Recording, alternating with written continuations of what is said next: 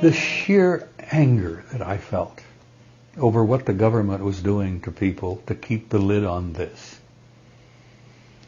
It violated every concept of my whole idea of life and honor and democracy and fairness and decency. And then I began to realize that the government we think we've got is not the government we have. And I said this publicly to people in conferences. I said, you people out there blithely think you live in a democratic republic. Well, you don't. Mm-hmm. And then it's all come out over the years, the shadow government. We don't know who they are. We have no idea. We have an inkling of who they might be. But these guys are unelected. They are not responsible. They don't have any responsibility to Congress, to the people, to the country, to anything. And they're running the damn program. And that drives me up the wall.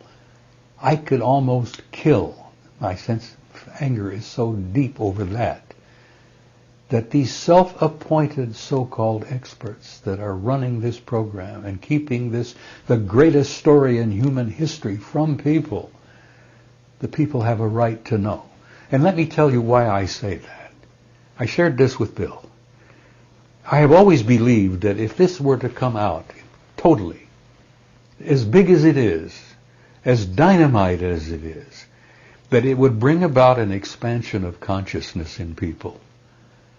That we would stop thinking of ourselves as Muslim, Christian, Jew, whatever.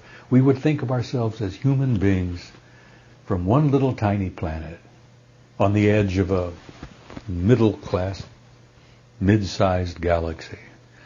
And that knowledge in itself would bring us together as a species and as a race. And I thought, that is our survival. If we can bring ourselves together and think of ourselves as one race, one people. Mm-hmm. This knowledge that we're not alone and we've never been alone, I think would do that. But the story is so big, honey. Let me tell you something else. Over the years I've learned. What I learned in 1967 was nothing compared to what I've learned since. Over the years, digging in, talking to people in high positions, people who would, sit at a conference and say, hey, let's sit down and talk. Just let me tell you what I just learned. I've almost come to the conclusion that the story is so damn big that the government may be right. That the mass of people can't deal with it. How do you tell people that this species, this race that we are all a part of, is a hybrid race? That we were genetically created by an extraterrestrial intelligence? How do you tell them that? Carefully. You look around and you tell them carefully, depending on where you are. Now, if you're in Baghdad talking to some Sunnis or Shia, you don't even bring the damn subject up. How do you tell them that every major religion on the planet has been initiated and orchestrated by extraterrestrial intelligence? How do you tell Christian fundamentalists that that lovely man from Galilee 2,000 years ago was a part of that program? Mm-hmm. You don't tell them that unless you've checked the exits and know how the hell you can run and get out of the house. Okay, you don't bring these subjects up. How do you tell them, for example, that this contact and these abductions is that the genetic program is still underway? That these people that are pulled out of their bedrooms and their automobiles at night and are examined and samples taken and all, and it is shocking to them, and it is frightening to them, and it's harrowing to them. When they finally have to confront it, and maybe through hypnotic regression they have to deal with it, how do you tell them that that's part of the ongoing genetic development program? But how do you not tell them when they're in the millions, When there's so many of them out there right now that are just as aware as you are, and as I am, and Bill, and Marcia. I mean, we are not in the minority as much as we think we are.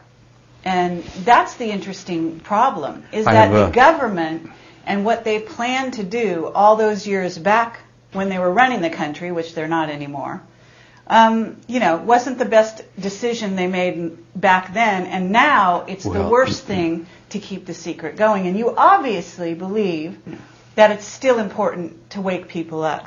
I still believe that there are 'Cause you're great here masses today. of people out there who can deal with it. You didn't fall to the floor sobbing when I just told you that this is a fact. This is not just my idea. Sure. These are facts that I have verification for. Okay. You see, I know that I've talked to people on the inside. I've had people come and share with me who are on the inside. I bet. And say, let me tell you. I've had military officers share with me. I had men working for me, he said, outside of Las Vegas, that when they were confronted with this, I had grown men with combat experience who broke down and cried like babies. He says, they can't deal with it. I've had to send these men off to another assignment somewhere. They couldn't deal with it. They came face to face with an alien and broke down and cried like babies. Now,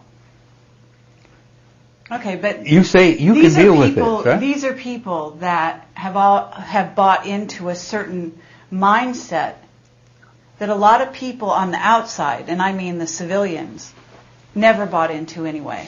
I mean, it just depends who you're talking to. But you and I know that we're in a world that is changing faster than anyone can even think. You're in a world that isn't at all what you think it is. Exactly. As I have said to you many times, you are living at the moment inside of, part of, one of the galaxy's finest, ripest zoological gardens. And if you think I've just told you you live in a zoo, you do live in a zoo. Now, I don't know how this deals with your sense of ego and your self-respect and who you think of yourself you are. But you're an animal living in a zoo. Now, how does a mass of people confronted with this reality going to deal with this? You're unusually enlightened and bright on this subject because I think you have informed yourself. Of course. You purposely tried to learn what it was all about. That's right. So you've taken little bits and pieces of this and absorbed them and digested them and chewed them and masticated them, and you little bits and pieces at a time. Mm-hmm. So you got a pretty good smart there about what's really happening. And you're still walking around like a normal human being. Sure. But you're an exception. You know, I saw an audience filled with people like you when I spoke the last time in my last presentation. And I was speaking to what do they call it? Singing to the choir? Yes. Yeah. You're part of the choir. All right. But who is it that's coming to you? I mean, Majestic. What about Majestic? Are you familiar with the Majestic 12? Yes. Well, they don't call themselves that anymore, but I they understand. exist. What do they call themselves? What's their new name? You know it? Yeah, well, it used to be. PI-40 was the last term I heard. PI-40. All right, well, that's fine. So there's 40 I don't know what the hell that means. There's probably 40 members of it now. Uh-huh. And have they approached you? I've met several of them, yeah. Uh-huh. Because they know you're very well informed. Well, we get back to the subject here we were talking about just briefly earlier. Why the hell have I gotten away with what I've succeeded in doing? Very well informed. Well, we get back to the subject here we were talking about just briefly earlier. Why the hell have I gotten away with what I've succeeded in doing? I've got a big mouth. I've come out bluntly and honestly, and I've shared my anger. But I think, and I've said this publicly, after I began speaking all over the world and all over this country about subjects as sensitive as the ones we've just been talking about, I concluded that there was someone somewhere who wanted me to do this. Sure. Or I could not have gotten away with it. Absolutely. And I don't know who that someone is. I may have met him or her. They may have been among those who have come up to me at conferences and shook my hand and said, damn good job, keep it up, something like that. Okay, so What Dan Burrish says is that part of Majestic wants disclosure and part of Majestic does not. 20 years ago, they were split down the middle. All right. We know this. Right. So what do you think it's at today? Do you think that... Robert Woods. You know who Bob Woods is? Absolutely. Yes. Okay. You know his son Ryan? Yes. All right. Bob Woods said this to me at a conference in Long Beach a long time ago. He said, I know two members of Majestic. He says they said they're split down the middle, and he says it's a ferocious damn fight. He says it's vicious. He says one half says yes, bring it out. The other half says not only no, but hell no, and not ever. And that group is still calling the shots. Okay. You see, we've got a shadow government there. This is a little bit of interest to me as an American. It should be interest to you. Absolutely.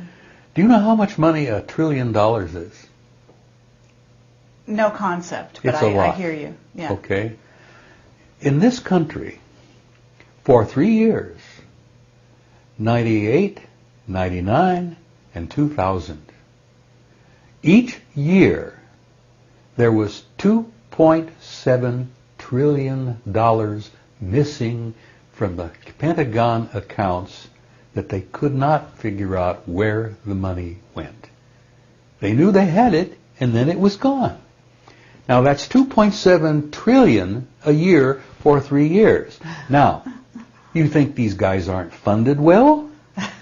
Oh hell, they're funded better than the United States Army, for Christ's sake. The United States Army doesn't get that kind of, we get money in the billions, but not in the trillions, and not 2.7 trillion a year for 3 years. Right. Are you referring to Catherine Ann Fitz, her research? Well, I've never met the lady. I have a great deal of respect for her. Sure. I have a very close dear friend who, I will tell you this, and I will deny I ever said it. Okay. There's a member of PI 40 who runs a think tank in Washington, D.C. Mm-hmm. No? Well, it's a source. She might want to talk to him. He's a man I trust, a man I admire and respect, and he is on the inside. And he told Catherine one time, he says, you want to meet an alien? Mm-hmm. I can arrange it. And she evidently scurried off. Right. And so he was never forced to deliver on his promise. But if you ever are in Washington and you get a chance, say hello to John for me, will you? I will do that. Okay. Yeah. I that trust story is on Catherine's website. She is says it? she always regretted that she never took him up on that she didn't take him up. All right. Well, John is one who not only knows aliens, but he's probably got a couple on his board. That's how involved we are with at least one group. Absolutely. Now, everybody says, which group is which, Are they the lizards? Are they the reptiles? Or are they this? Or are they that? It doesn't matter. We're dealing with some groups out there that are 1,000,000 years ahead of us in evolution, technology, and development. There are intelligent races out there that are 1 billion years ahead of us. We found stars out there that probably have planets that are 3 times as old as our star, meaning that probably the planets and intelligent life on those planets around those stars are maybe 3 times older. We've been here, 11 billion? Oh, that's nothing. The universe, the last they figured it was 14 billion. And then they had an astronomer on us. I love this. They had an astronomer one day who said, we can't figure this out. We found stars that are older than the universe. And I thought, nitwit, do you think perhaps you ought to go back to the drawing board? That maybe you missed something in Astronomy 101. Anyhow, I diverge here. Well, what I'm trying to tell you is we are immersed in a universe that is conscious, teeming with conscious intelligence. And there are planets out there like grains of sand, filled with intelligent life. And there are cultures, civilizations, societies that are a million years ahead of us. Now, I like this because it's an exercise I like to throw out to kids. I put together a curriculum one time for grade school kids on this subject. They'd have burned me at the stake. The school board would have if I had ever tried to get this thing accepted. But when you stop to think about these realities, that this species, in all of its primitive savagery, with all of its limited, heartbreaking, ignorant, stupid way of trying to go about life, that there are cultures and civilizations and societies out there that, if not perfect, have reached a level so far beyond what we have here. And that I know this, and I sense this, and I feel this in my gut. And that's why I pick up the paper and I read the latest garbage. And the killings. And it's no wonder that I have not become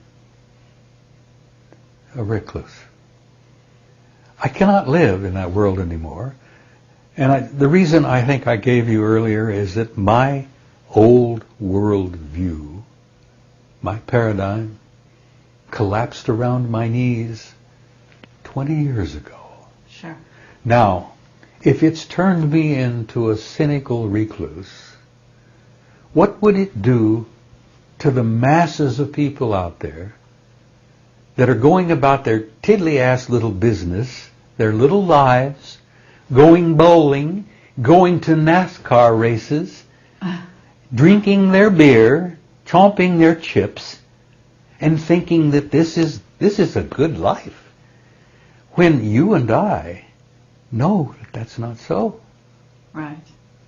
Well, actually, you show me a remarkable amount of consciousness, of love, of, you have a vibrant spirit that's very amazing. I mean, you're very eloquent. So this has not been all bad. This information of consciousness, of love, of, you have a vibrant spirit that's very amazing. I mean, you're very eloquent.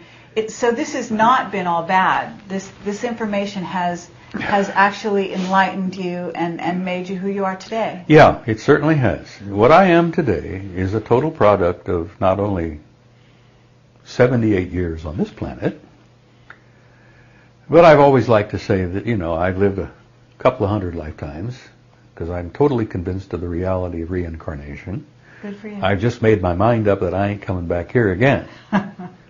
The point I'm getting at is I have a love-hate relationship with the human race. I really do. Understandable.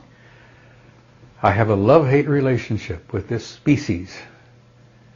And if I were to be able to grab this species by the collar and slap the living shit out of them, I would do so. But what I'm doing here with you and your little camera is, to some degree, doing just that. If my words have any meaning or have any value to not only to you guys, but to anyone in the future who sees this, it is that I love this race.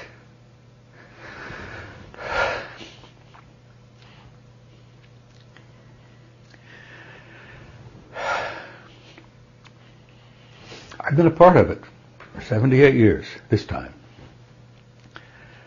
I've seen pure hell. I've been through 2 wars. I'm on my 3rd marriage.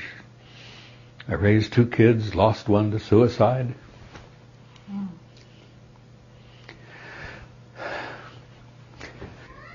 I've seen things in this life that have affected me a lot. But you see, I know.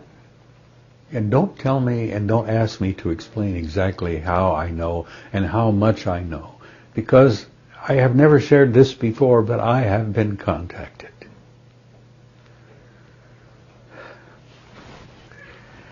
That's very difficult to talk about. I've been abducted.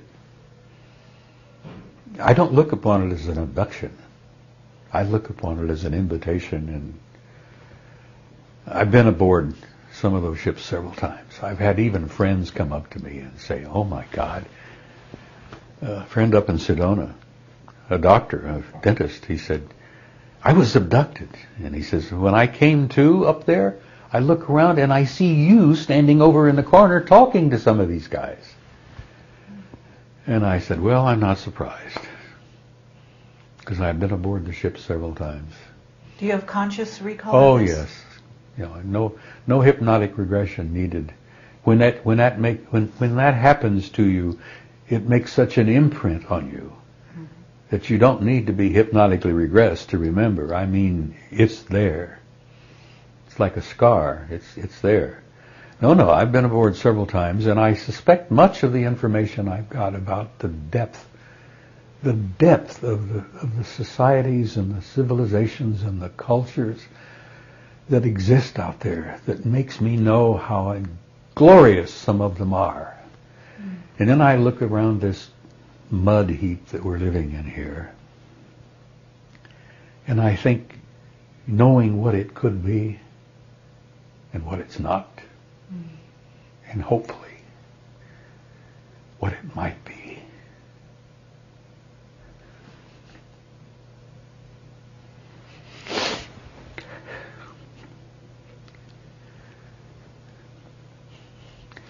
I touched a nerve here. I've touched a nerve in that I have shared some things with you that I have seldom shared with anybody except the lovely lady I live with.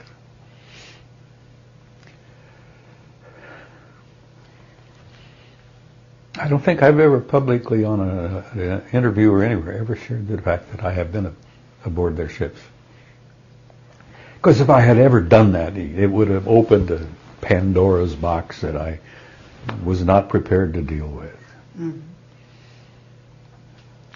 Now, she has a different story. She talks to them and meets with them all the time. But that's another story. No, I've shared with you this afternoon a couple of little things. Well, we're honored. Why I feel so strongly that this truth, that we're not alone, we've never been alone, that we are intimately involved in this interrelationship. We are family with them. And yes, we are in a zoo, and they are, in a degree, to an extent, are zookeepers. Now, you don't share that with everybody out there. Old Jerry Falwell, wherever he may be right now, God bless his soul. No, he's not there, Marcia. There is no such place as that. She's pointing down. No, hell doesn't exist. Uh-huh. Hell is of our own making. Yeah, I believe that. But there are people out there that I spoke in Dallas one time. That's what we call Bible Belt. It's right in the middle of Bible Belt in Texas, you know.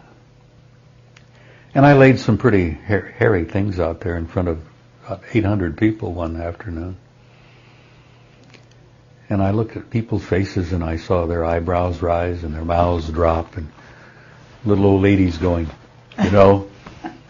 And after it was all over with, I looked down the aisle and here comes this little rotund, round little Baptist fundamentalist minister with his Bible under his arm, and he's heading for me. And I thought, oh God, we're going to be rolling on the floor here in a minute, because I've shared some pretty blunt things here to that group over there in the Bible Belt. Got the shock of my life. This little Baptist minister comes up, leaps up onto the stage. It must have been 250 pounds of, you know, comes up on the stage, throws his arms around me, and as I said, we're going to roll on the floor here, and he's going to beat me half to death with his Bible. He hugs me, kisses me, and says, "Oh, Brother Dean, you said it the way it needs to be said." And I was in a total state of shock. But that's only happened once. That's amazing. It was an interesting experience for me. That's great. But it encouraged me to continue to be outspoken and blunt. And as I've done, as I said, My last presentation in San Jose, I laid it out pretty bluntly, pretty close to what I've shared with you this afternoon, only not entirely. And I don't speak publicly anymore. I've been invited many times. I've turned down invitations. I've turned down a trip abroad, another conference up in Lachlan. But this is probably my last interview. And I've given you a lot of garbage here. I've given you a lot of material. If within that mass of stuff I've shared, if you can find one or two items that are worth keeping, that's fine. But as I said, I have a love-hate relationship with the human species, and I just know what we could be and what we're not. I learned years ago, before I retired in '76, the government knew not only everything the shape study had in 64, the government knew all of that and more years and years before. They just were not sharing it with anybody. Right. We were confronting and dealing with intelligences from other planets, other star systems, other galaxies, and some of the contacts we've had have been intelligence from other dimensions. Mm-hmm. And I'm all fascinated by the work of Michio Kaku, this brilliant scientist in New York, who is a physicist who is involved in string theory. And I'm all fascinated by the work of Michio Kaku, this brilliant scientist in New York, who is a physicist who is involved in string theory. Yes. And I think their latest conclusion is that they concluded there are at least 11 different dimensions. And I've always said that death, when we die, the soul, which I believe is an immortal living creature in itself, simply goes over to the next dimension, which we look upon as death. Well, it isn't death, it's just a higher form of life. Yeah. And I've been making my plans recently to make the transition. As Marcia says, don't get up alone to go tonight. I haven't bugged her quite enough yet. Well, I hope that you stay with us for quite a while longer, because you're a wonderful, enlightened being to be around. Question. I have one last question, and then I'll let, if Bill has a question, he can go ahead. 2012, have you been told, either by your military contacts, people in the deep black secret government, and or by your alien contacts, anything about that period of time? It isn't the end of anything. Mm-hmm. It's the beginning. My conclusion is, and I have not been given blah, blah, blah, this is what's going to happen. I've concluded that it involves probably major contact. I mean major. If you think the Phoenix Lights, which I'm sure you're familiar with, sure. You're familiar with the Hudson Valley incident some years back, mm-hmm. which makes the Phoenix Lights look like nothing, as I said, small potatoes. I think that these exposures, these flyovers, are going to probably gently continue to increase, and I think in 2012 somehow, I anticipate, and I hope to hang around maybe that long. If I can get my arthritis to settle down, I think it's major contact. I think we're going to have it whether we like it, whether we're ready for it or not. I think that by that time, we will be so close to destroying ourselves with a thermonuclear exchange that they're going to step into the zoo and put the orangutans over here and the baboons over here and the chimps over here, and they're going to say, now look, these are some facts, guys. time to wake up, time to grow up. This is what Robert Heinlein called graduation day. Has it occurred to you, I'm not sure if you've heard Dan Burrish's testimony or seen his interview. We did an interview with him in which he talks about the fact that from what he's been told, some of the aliens that have come to visit were time-traveling humans from the future. Has this entered into any of your contact experiences or knowledge that you've come across? It's been a... Well, how do I say this? It's been a given to me that time travel is a reality. Now, I don't know that I have been told that, but I seem to instinctively accept it and understand it, that time as we understand it, and this dimensional thing of time and space, is so primitive and so fundamental. You know, time is infinite, space is infinite, and time and space is connected so deeply involved together that time travel is just accepted. It's a given. Now, this primitive little society here still likes to play with the idea, you know, make movies and all that, and tell stories and wonder. And to me, the fact that some of these dimensional people, that in itself is a form of time travel. Mm-hmm. When you come here from another dimension that is so totally different in so many respects from what we have here, you're literally coming from another time. Now, whether it's our time at another time and place, you see, we are so limited in our concept physically, in terms of physics and all, that we really can't even discuss it. We are entering the end of the great year.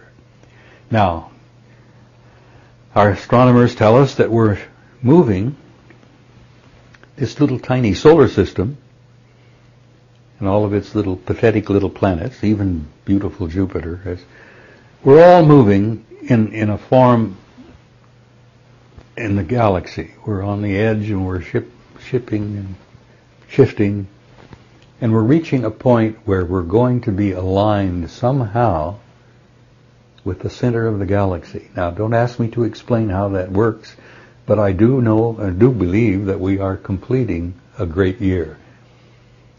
This age of Pisces is closing. Uh-huh. And I always felt that the beautiful young man from Galilee was part of that, because he ushered it in, and I've often wondered if he might not drop back in to usher it out. And I'm not talking religion to you, I'm talking spirituality. Uh-huh. Because that spirit, that soul, that great soul that incarnated in Galilee back then, is alive and well. And I've told some of my fundamentalist friends, who think I'm cracked, that I knew him well and he was one of my closest friends, and I'm looking forward to seeing him again. Mm-hmm. And they, that's almost heresy to them, But I told him, I says, don't be troubled, you're going to see him again. The same young man that walked the fields in Galilee 2,000 years ago, probably going to come back again, and you better damn well get ready.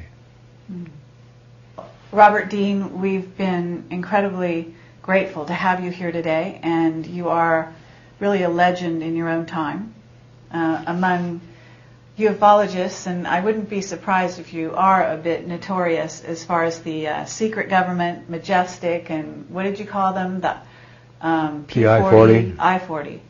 Okay. PI-40, yeah. PI-40. All right. Well, who knows what goes for the name, Sure, absolutely.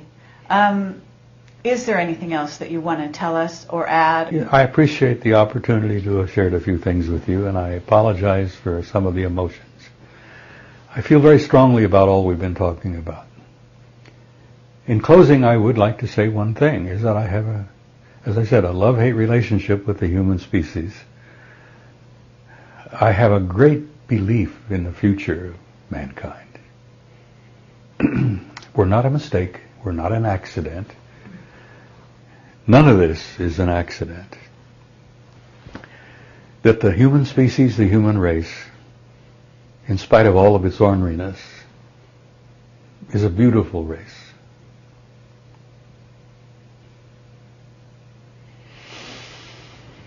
And it has a future. And that I have a deep, deep belief that in time we're going to go out there and take our rightful place where we began, our home in the stars. Garbage here. I've given you a lot of material. If within that mass of stuff I've shared, if you can find one or two items that are worth keeping, that's fine. But as I said, I have a love-hate relationship with the human species, and I just know what we could be and what we're not.